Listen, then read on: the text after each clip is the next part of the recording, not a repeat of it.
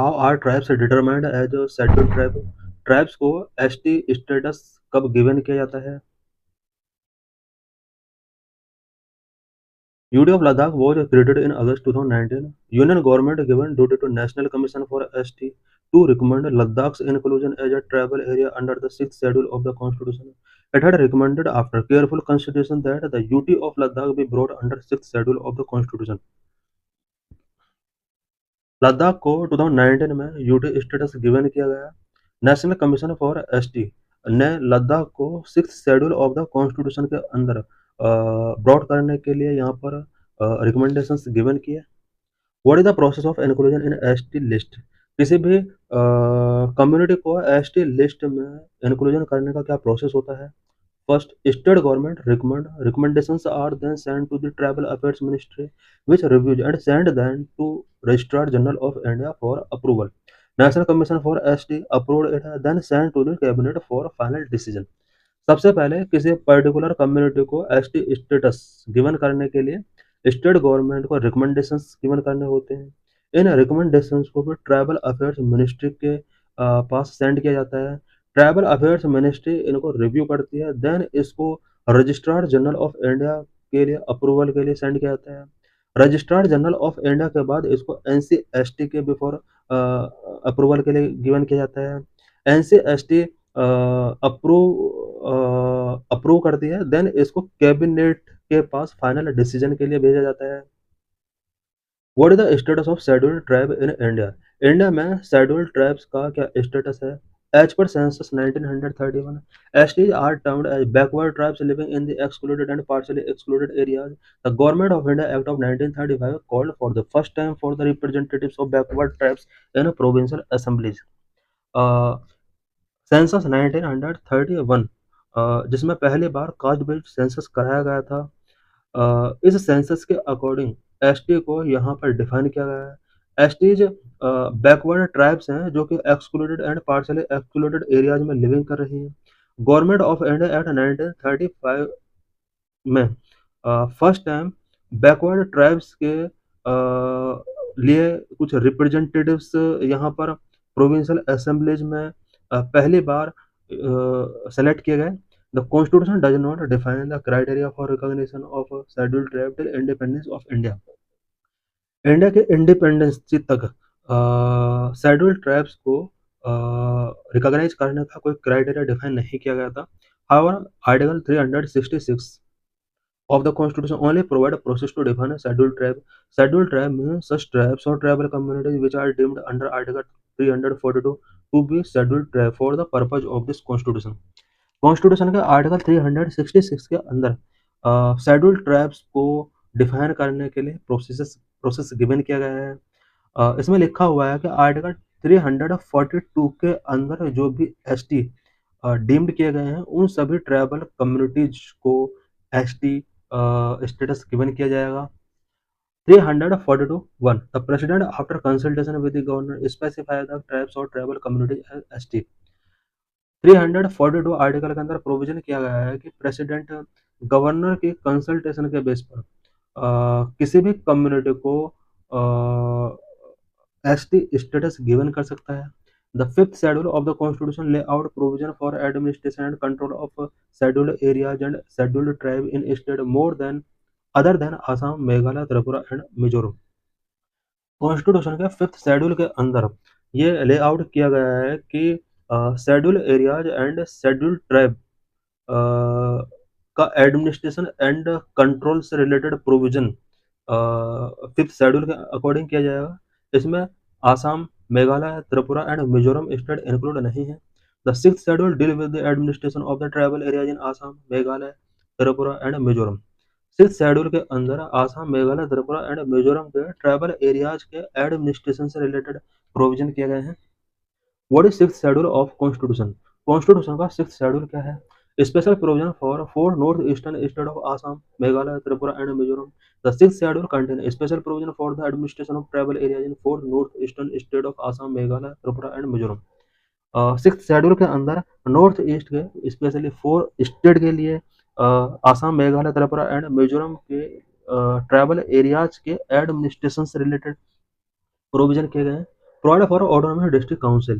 The sixth schedule under Article 244 provide for the formation of autonomous district councils that have some legislative, judicial, and administrative autonomy within a state. Sixth schedule uh, under Article 244 autonomous district council का provision करता है जिसके according किसी भी state के अंदर autonomous district council को यहाँ पर legislative, judicial and administrative power given की जाती है। What are autonomous district and district councils? Autonomous districts, all tribal areas of sixth schedule four states have been constituted as autonomous districts. The governor is empowered to organize the autonomous district. Six schedule के under जो four state है, इन state के अंदर जितने भी tribal areas हैं, in tribal areas के अंदर जितने भी डिस्ट्रिक्ट हैं उन्हें ऑटोनोमस डिस्ट्रिक्ट डेजिग्नेट किया गया है और गवर्नर को एम्पावर किया गया है कि वो ऑटोनोमस डिस्ट्रिक्ट को ऑर्गेनाइज करे। द एक्ट ऑफ पार्लियामेंट और the state legislature do not apply to autonomous district और apply with specified modification and exceptions. Autonomous district के ऊपर पार्लियामेंट या स्टेट लेजिस्लेचर के एक्ट अप्लाई नहीं होते हैं। अगर अप्लाई करना है तो कुछ मॉडिफिकेशन के साथ इन्हें अप्लाई करना होगा। District councils. Each autonomous district has a district council consisting of 30 members, of whom 4 are nominated by the governor and remaining 26 are elected on the basis of adult franchise. Autonomous district council, autonomous district के अंदर autonomous district council होती है जिसके अंदर 30 members होते हैं। 30 members में से 4 members nominated होते हैं गवर्नर के द्वारा एंड 26 members का अडल्ट फ्रेंचाइज के बेस पर इलेक्शन किया जाता है। The elected members hold office for a term of 5 years and nominated members hold office during the pleasure of governor. Elected members का जो टेन्योर होता है 5 इयर्स के लिए होता है एंड नॉमिनेटेड मेंबर्स तब तक ऑफिस होल्ड कर सकते हैं जब तक गवर्नर का प्लेजर कंटिन्यू रहता है। Each autonomous region also has separate regional council. Autonomous region के अंदर भी सेपरेट ऑटोनोमस रीजनल काउंसिल होता है। Why it is difficult to Ladakh's inclusion in sixth schedule? Ladakh का सिक्स शेड्यूल में इंक्लूजन क्यों डिफिकल्ट है? Six schedule is only for the north east because constitution is very clear. The sixth schedule is for northeast, so Ladakh's inclusion is in it would be difficult. Six schedule जो constitution के अंदर provision किया गया वो north east के only 4 state के लिए provision किया गया है। यही वजह है कि इसको लद्दाख को सिक्स शेड्यूल के अंदर ऐड करना वेरी डिफिकल्ट हो सकता है। In our constitution no region outside the north east has been included in this six schedule. Arunachal Pradesh and Nagaland which are totally tribal are also not in the six schedule. हमारे constitution में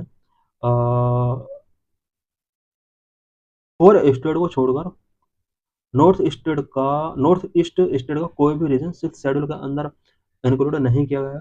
even Arunachal Pradesh and Nagaland जो कि totally tribal state हैं six schedule के अंदर add नहीं किए गए हैं।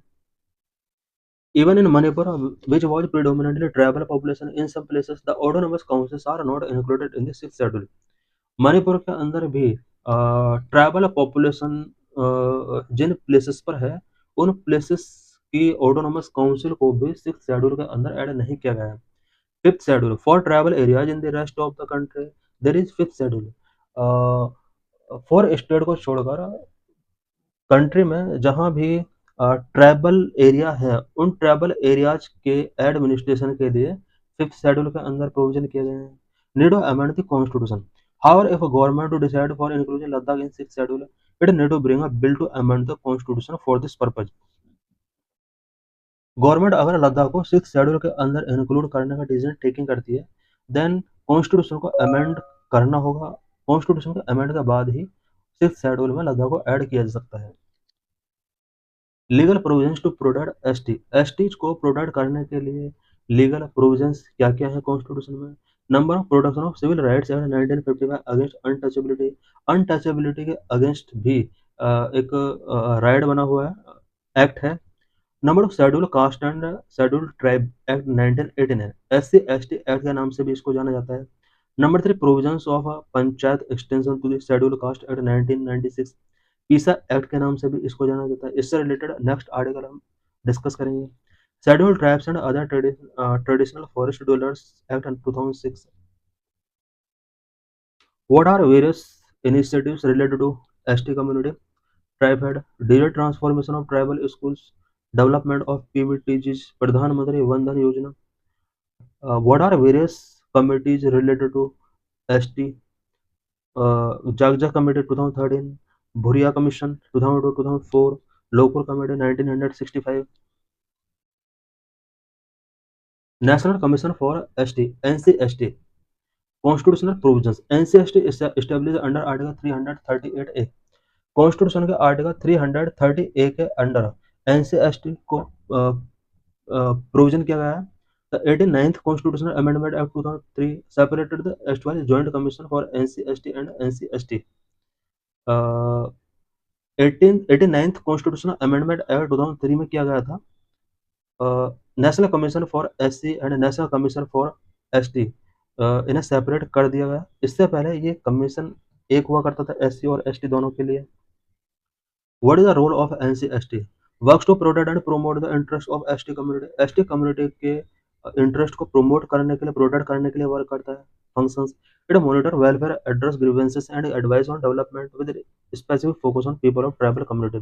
ट्राइबल कम्युनिटीज के वेलफेयर को मॉनिटर करता है, ग्रीवेंस को एड्रेस करता है एंड इनका डेवलपमेंट से रिलेटेड एडवाइजेस गवर्नमेंट को गिवन करता है। Key functions of all commissions, NCST के की फंक्शंस क्या क्या होते हैं?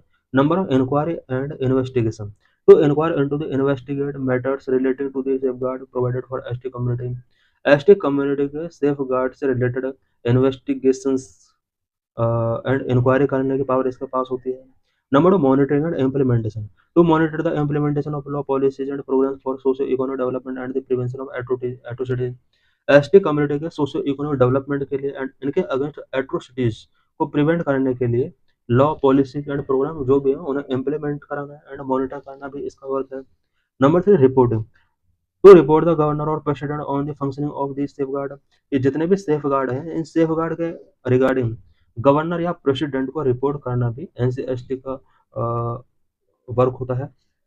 Number four policy advice, to advise the government on issues related to welfare and development of STs, STs के वेलफेयर एंड डेवलपमेंट से रिलेटेड इश्यूज पर government को advice given करना भी इसका एक मेन वर्क होता है। This is p by q related to this article.